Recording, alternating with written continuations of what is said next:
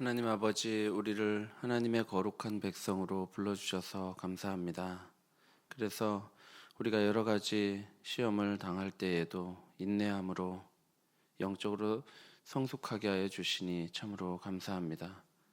아버지 하나님, 오늘도 우리가 우리 삶에서 일어나는 수많은 상황들이 하나님의 선하신 뜻 안에 있음을 기억하고 기쁨으로 살아가게 하여 주옵소서.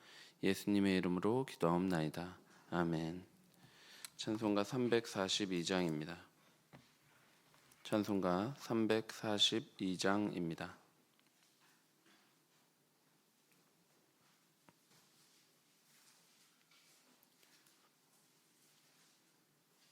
찬송가 342장 함께 찬송하겠습니다. 너 시험을 당해 죄 짓지 말고 너 용기를 다해 곧 물리치라. 너 시험을 이겨 새 힘을 얻고 주 예수를 믿어 늘 승리하라. 우리 구주의 힘과 그의 위로를 빌라.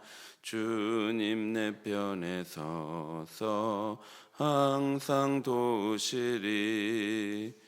내 친구를 삼가 잘 선택하고 너행을 삼가 늘 조심하라.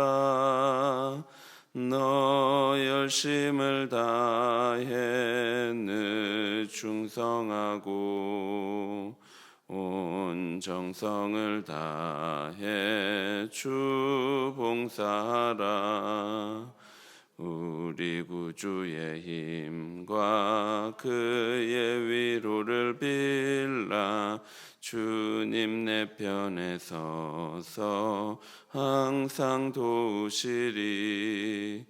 잘 이기는 자는 상 받으리니 너 낙심치 말고 늘 전진하라. 내 구세주 예수 힘 주시리니 주 예수를 믿어 늘 승리하라. 우리 구주의 힘과 그의 위로를 빌라. 주님 내 편에 서서 항상 도우시리. 성경 말씀 야고보서 1장 1절부터 4절입니다.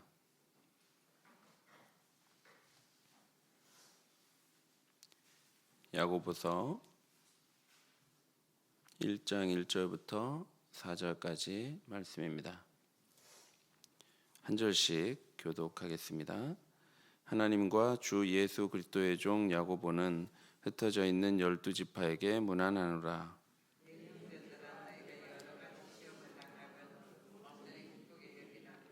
이는 너희 믿음의 시련이 인내를 만들어내는 줄 너희가 알미라. 인내를 온전히 이루라. 이는 너희로 온전하고 구비하여 조금도 부족함이 없게 하려 함이라. 아멘. 야고보서의 저자는 이 책의 이름처럼 야고보입니다.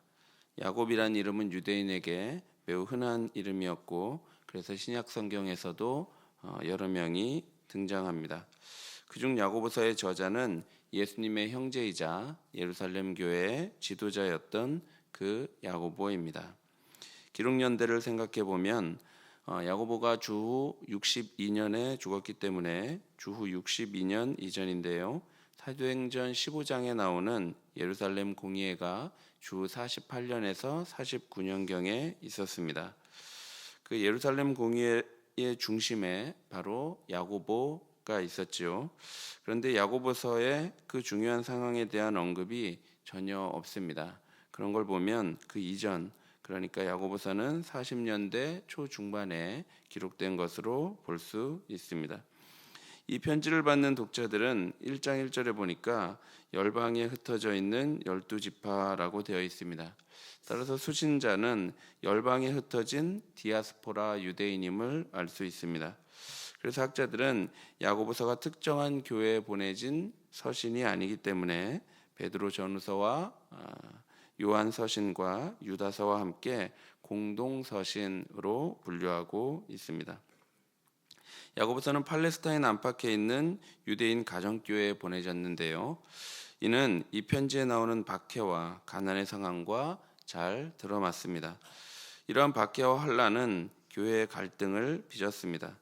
교회는 어떤 면에서 여전히 부유함과 가난함에 대한 힘의 구조가 작동하고 있었고 또 세속적인 생활 방식에도 일부 빠져 있었습니다. 그리고 믿음을 실천하지 않는 모습도 있었죠. 그 결과 어떻게 되었습니까? 하나님과 세상 사이에서 동요하는 두 마음을 품은 자들이 생겨났습니다.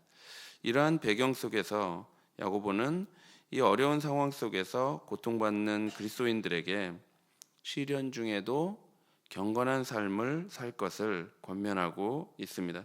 또한 세상에 벗된 것이 하나님과는 원수된다는 것을 반드시 기억하고 자기를 지켜 세속에 물들지 않을 것을 강력히 촉구하고 있습니다. 성도는 예수님을 믿어서 하나님의 백성이 되었지만 이 땅에서 살고 있기 때문에 세상의 영향을 받지 않을 수 없습니다. 때로는 세상이 교회와 신자에게 위해를 가하기도 하고 또 때로는 교회나 성도가 세상에 물들어서 스스로 문제를 만드는 경우도 있습니다. 말하자면 외적으로는 세상의 압력이 있고 내적으로는 세상을 추구하고자 하는 우리의 어리석음이 있는 것이죠.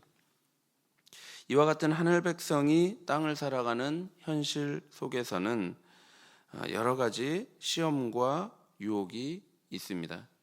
야고보서는 이런 시험의 상황에 있는 성도들에게 경건한 삶을 촉구하고 있는 것이죠. 2절은 당시 교회와 성도가 어떤 상황에 있었는지를 잘 말해줍니다. 2절 말씀입니다. 내 형제들아 너희가 여러 가지 시험을 당하거든 온전히 기쁘게 여기라.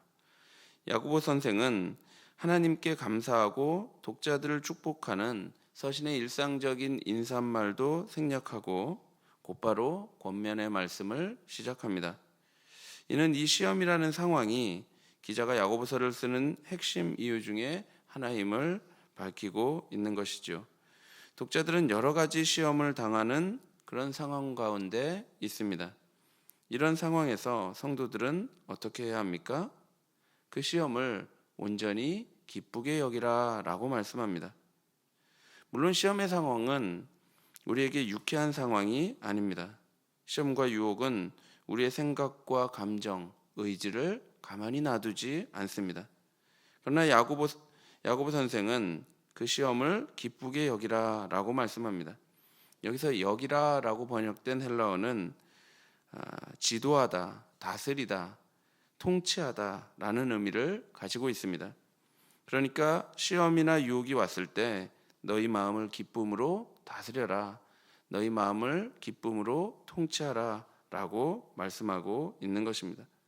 성도는 시험과 유혹을 만나게 됩니다. 그런데 상황은 객관적인 사건이지만 그 사건에 대하여 어떤 이들은 비관적인 태도를 갖기도 하고 또 어떤 이들은 그 시험이라는 사건을 기쁘게 여기기도 합니다. 같은 상황에서 왜 이렇게 반응이 서로 다릅니까? 그것은 누가 무엇을 통제하고 있는가 하는 것에서 결정이 됩니다. 만일 상황이 우리의 생각과 의지를 통제하면 어떻게 되겠습니까? 그러면 우리는 그 상황에 얽매여서 살아가게 됩니다. 상황이 안 좋으면 우리에겐 결코 기쁨이 찾아올 수 없습니다.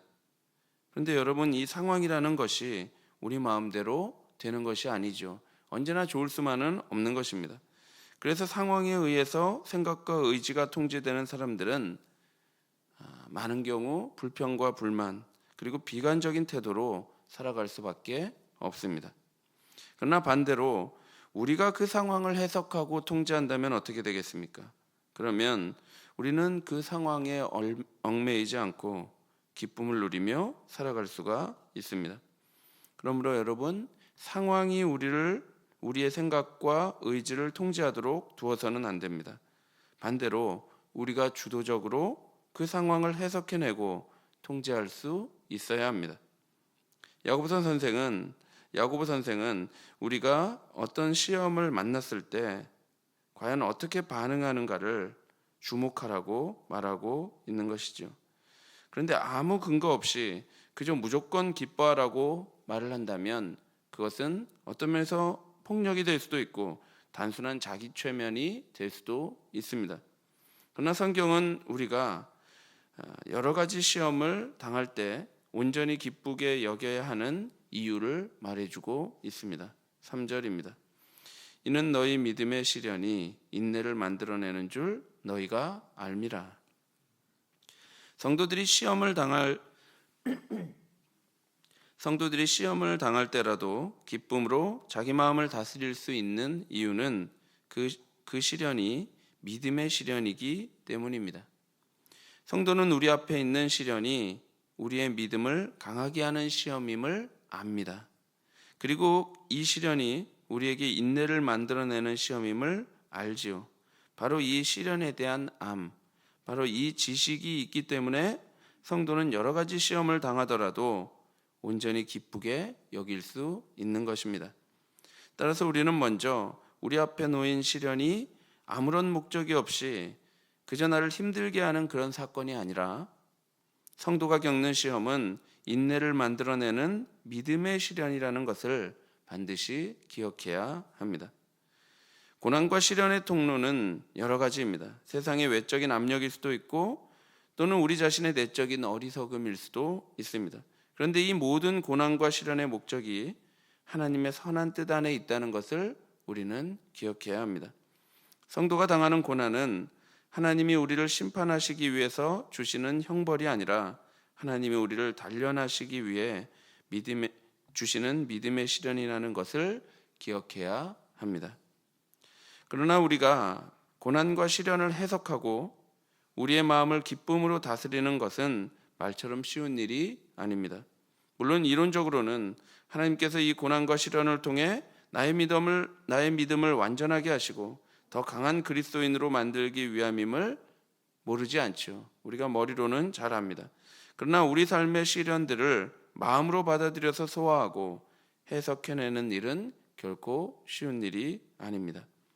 얼마 전에 한 성도님과 대화를 하다가 그분이 말씀하시는 것을 들었는데 예전에 겪었던 삶의 그런 시련과 어려움들 때문에 그때는 많은 불평도 했고 원망도 했었지만 점점 오히려 하나님을 알아가고 신앙이 깊어지면서는 그 고난과 시련들이 믿음 안에서 이해가 되었다고 말했습니다.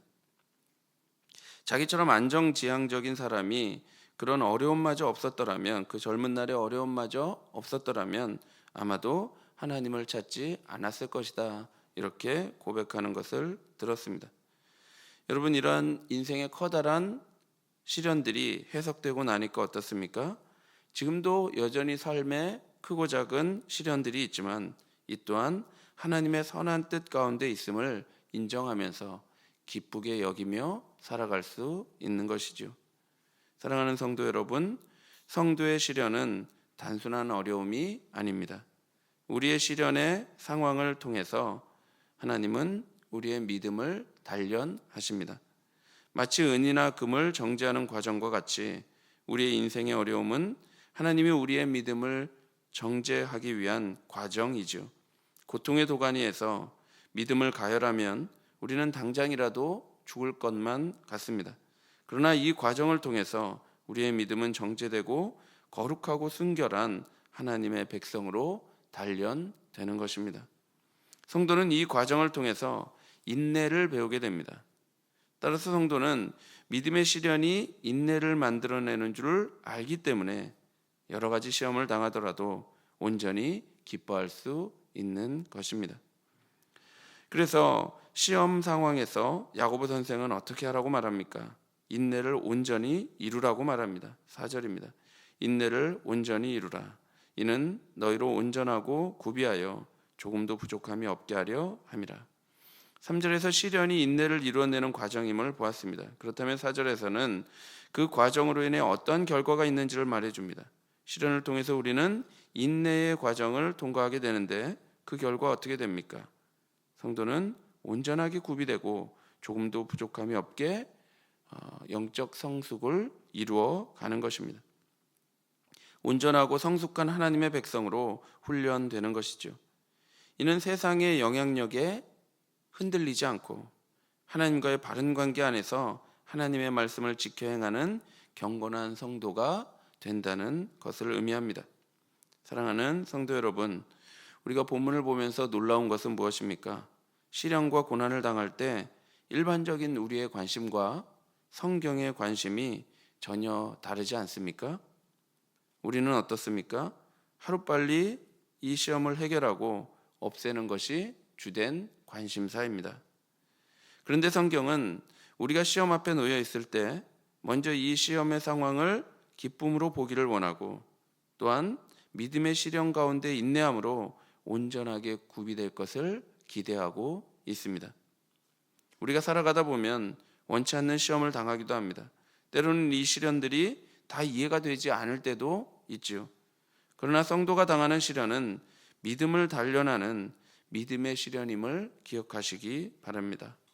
그래서 시험을 당할 때 불평하고 비관하는 것이 아니라 오히려 기쁘게 여기는 성도님들이 되기를 바랍니다. 우리 모두가 이 믿음의 시련 가운데 인내함으로 온전하게 구비되고 부족함이 없는 성도로 성장하기를 간절히 바랍니다. 기도하겠습니다. 하나님 아버지, 우리를 거룩한 백성으로 불러주셔서 우리의 삶의 목표가 삶의 안정이나 부유나 안전이 아니라 거룩임을 알게 하시고 그 거룩함을 향해 나아갈 때에 우리 삶에 있는 여러 가지 시험이나 시련들도 우리의 인내를 만들어내므로 거룩한 가운데 빚어지는 역사임을 알게 하시니 참으로 감사합니다. 하나님 아버지, 오늘도 우리의 삶에 여러 가지 사건들이 있을 텐데 이 사건들이 그냥 지나치는 우연한 사건들이 아니라 하나님께서 내게 주시는 사건임을 기억함으로 말미암아 하나님의 큰 뜻 안에서 기뻐함을 누리며 살아갈 수 있도록 인도하여 주옵소서. 예수 그리스도의 이름으로 기도하옵나이다. 아멘. 하늘에 계신 우리 아버지여, 이름이 거룩히 여김을 받으시오며 나라의 마옵시며 뜻이 하늘에서 이룬 것 같이 땅에서도 이루어지이다. 오늘날 우리에게 일용할 양식을 주옵시고 우리가 우리에게 죄 지은 자를 사하여 준 것 같이 우리 죄를 사하여 주옵시고 우리를 시험에 들게 하지 마옵시고 다만 악에서 구하옵소서. 대개 나라와 권세와 영광이 아버지께 영원히 있사옵나이다. 아멘. 우리가 시험을 당할 때 기쁘게 여기며 인내함으로 온전한 성도로 성장하게 되기를 기도하시고 병중에 있는 성도들을 위해 기도해 주시고 주일학교 여름 사역을 위해 기도하시고 개인적으로 기도하시기 바랍니다.